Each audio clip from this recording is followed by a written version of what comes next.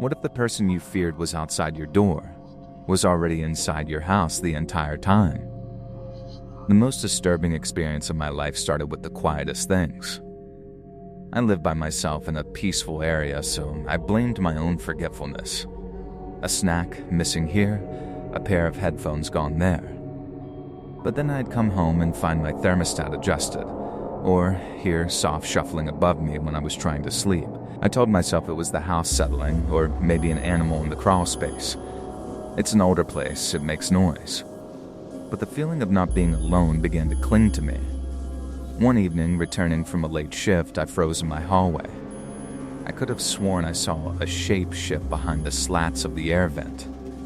Just a trick of the light, I insisted. Just exhaustion, yet that cold certainty wouldn't leave. So I ordered a simple security camera and aimed it at the attic hatch. 2 nights later, at 20:23 a.m., my phone lit up. Motion alert. I tapped the notification, and my breath vanished. The footage showed a figure lowering itself silently from the attic, glancing around and walking straight into my kitchen. I was home, asleep in my bed while this happened. I called the police, barricaded myself with a weapon, and waited. They searched and found nothing at first, but when they pulled down the attic ladder, they found a nest, a matted sleeping bag, empty wrappers, bottled water. A person had made a home directly over my head. It turned out to be my neighbor's adult son, struggling with addiction, who had slipped in during a trip I took months prior. He'd been descending at night to eat my food and watch my television. He was arrested. I moved out less than a month later. Now, silence isn't peaceful. It's just a space for my imagination to fill. Every bump in the night is a footstep. This took place years ago, during a weekend camping trip with friends in the remote Pacific Northwest. We'd found a perfect spot earlier in the week, down a grassy, overgrown road that led to a small clearing. It felt beautifully isolated, miles from any signal. We packed up Thursday night, eager to get an early start.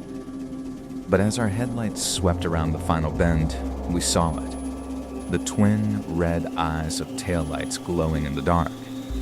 A car was already there. A tent beside it. A dog's furious barking echoed through the trees. Deflated, we turned back. We decided to try again Friday, hoping they'd be gone. They weren't. The car, the tent, the barking, all still there. We made a reckless choice. We'd just hike deeper into the woods and camp far away from them. The dog's barking peaked as we passed, a frantic, unsettling sound. We spent 2 nights laughing and trying to ignore the creeping unease about our unseen neighbors. Sunday morning, we packed to leave. The atmosphere had changed. The woods had gone dead silent. The car was still parked, now up on jack stands. The tent flap was open. A picnic table was scattered with car parts, tools, and an open carton of milk. It looked like someone had vanished in the middle of a meal and a repair job. My friend noticed the car's windows were completely fogged. Peering through a sliver of clear glass at the edge, we saw a dark shape in the back seat. A dog, panting heavily, motionless.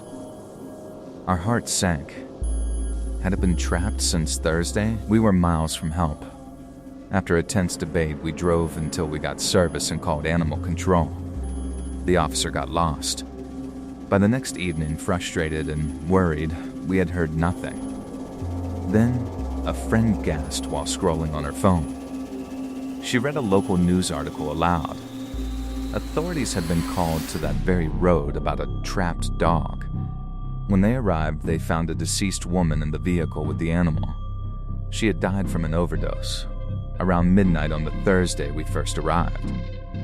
The dog, a terrified pit bull, had been trapped with her for days. The detective's call came minutes after we read the article. I answered, giving only the details of our call to animal control. We came to the woods to escape the world and found its darkest corner waiting. Later, I learned that road had a long, grim history of unexplained tragedies. We have never gone back. This unsettled me about a year ago. I live rurally in the UK with my husband and 3 young children. I'm always careful about locking up at night. One night, violent pounding shook our front door awake. Then the handle began to jiggle. My husband shouted through the door, saying we had sleeping kids and to leave. A man's voice, slurred and unstable, started rambling. He demanded to see a woman, a specific name, insisting we were hiding her. Behind the door, we heard frantic thumping, scratching, and a strange, wet sound. My husband yelled that the police were on their way. After a final barrage, it went quiet. In the morning light, the scene outside stole my breath. A deep dent was punched into the wood. Smears of blood and the gouges of fingernails marked the paint. A shattered, bloodied ashtray lay in the garden. Our neighbor, horrified, told us the woman named had lived nearby years ago, involved with dangerous people. We installed a security system immediately. It ended without physical harm, but the sheer targeted aggression from a complete stranger. That's what haunts me. I used to live alone, deep in the countryside with just my dog for company. For 1 week, a pattern emerged that frayed my nerves completely. Each night, around the same hour, my motion sensor floodlight would click on. I'd look out, and a man would be standing at the very edge of my driveway. He never moved, never approached, just stood, facing the house, perfectly still until the light timed out and plunged him back into darkness. After the second night, I called the sheriff. By the time they arrived, he was always gone. They dismissed it as a passerby. But for 7 nights straight, he was my silent, stationary sentinel. Then, as suddenly as he appeared, he vanished. No explanation, no resolution, just the lingering feeling of being watched, and the unsettling knowledge that someone out there knew my nightly rhythms. A decade-old memory from when I was 11. We had a neighbor who was profoundly unsettling. During a tense conversation my mom was having with him to clear the air, he said something that made her rush inside, pale and shaking. She told me, her voice unsteady, that he'd said, "If I were you, I'd keep your daughter away from men like me." It was a statement that hung in the air, a threat dressed as advice. The worst part? I was often home alone for online school. Every creak of the floorboards became him. I felt like a prisoner in my own apartment. I'll admit this dark relief, he passed away before anything worse could happen. My mom only told me to ensure I was never, ever careless with our locks again. This happened just recently on a vacation in Mexico. My wife and I had returned to our hotel room. Minutes after settling in, a quiet knock. A man's voice mumbled something in Spanish. We had the Do Not Disturb sign up. We stayed silent. Another knock. As I finally moved toward the door, we heard the electronic beep of a key card. The door swung open. A stranger stood there, just feet away. He fumbled about asking if the Wi-Fi was working. We were stunned. He had used a master key, assumed the room was empty, and walked right in. We reported it, but the what-ifs cascaded. What if we'd been asleep?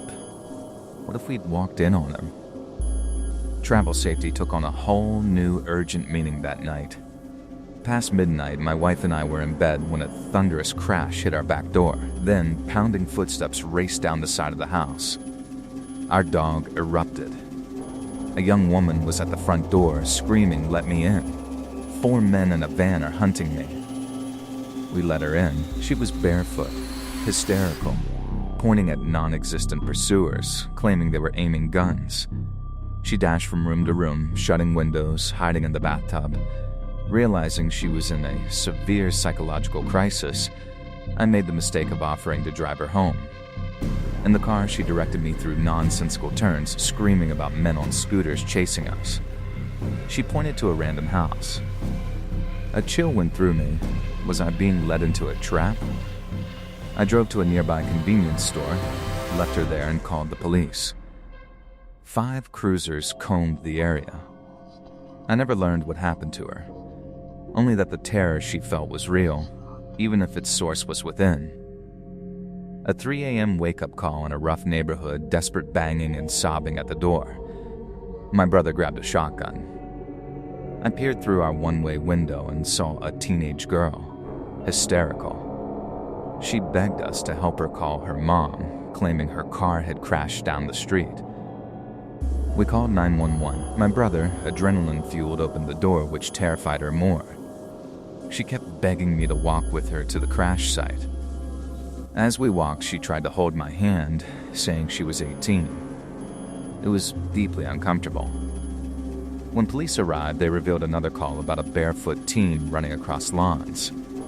They gently cuffed her, suspecting she was under the influence. As they led her away, an officer noticed I was still holding the false eyelashes she'd given me. "What are you going to do with those, bro?" I just wanted to go back to bed, left with a hollow feeling about her desperate, confusing trauma. In my early 20s, I worked at a grocery store. After a local news segment featured us, a man started showing up daily, asking for me by name. He'd seen me on TV. He was drunk, persistent, asking me out. I lied about a boyfriend. He'd wait outside after my shifts. I had male coworkers walk me to my ride. I even had my brother pose as my boyfriend. Nothing worked. He got my number from a naive coworker. After a brief respite, I arrived at work to a nightmare. "Meet James, the new hire," a colleague said. It was him. My stalker was now my coworker. My boss was initially dismissive. James would follow me silently through the store, his eyes always on me. He'd text, but at work he just watched. Finally, after weeks, he showed up drunk for a shift and was fired. The haunting surveillance only ended because of his own mistake. At 15, working in an upscale restaurant, I met the Easter Man, an older gentleman in a suit carrying a carton of eggs. He sat in my section and immediately overstepped, grilling me about my life. He became a regular, growing bolder, eventually putting his hands on me. I refused to serve him.